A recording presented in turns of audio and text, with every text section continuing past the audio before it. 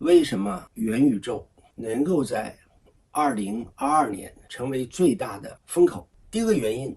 疫情。因为疫情时代的到来和疫情反复的对人类生存环境的和生存方式的影响，人类需要有一种新的生活与工作模式，这点成为了元宇宙产生的一个极为特殊的历史动力。第二个原因是自2008年以来，传统经济，主要是指传统实体经济和传统金融经济，始终在周期性的危机中徘徊。人们需要新的思想，支持新的经济模式，来解决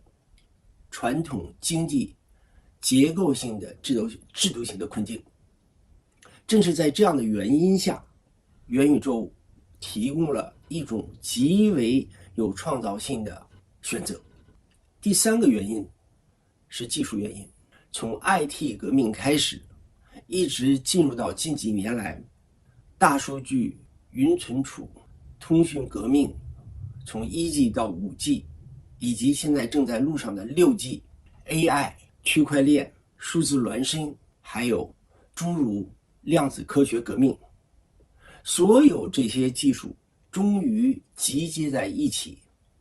需要发生和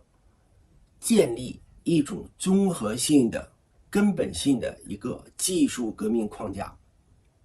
体现所有科技成果集群式的效益。那么现在我们看到，唯有元宇宙具备这样的张力，来支撑整个科技革命整体性的融合。第四个原因，恰恰在2020年代，人类的代际发生了根本性的转移。在目前的世界人口中，包含着不同的世代，其中包含着自1980年代之后所产生的三代。一代是所谓的 Y 代，他们是从1981年到1996年，还有一代是 Z 代，他们是被公认为从1997年到2012年。那么还有一代叫阿尔法代，他们是从2010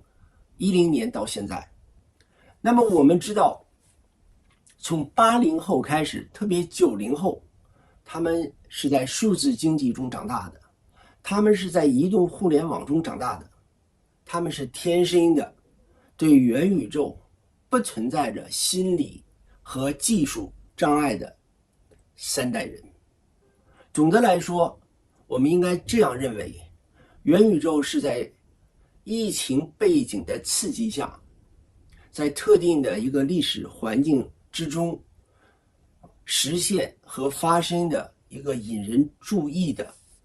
一个历史转型事件，而且是一个大的事件。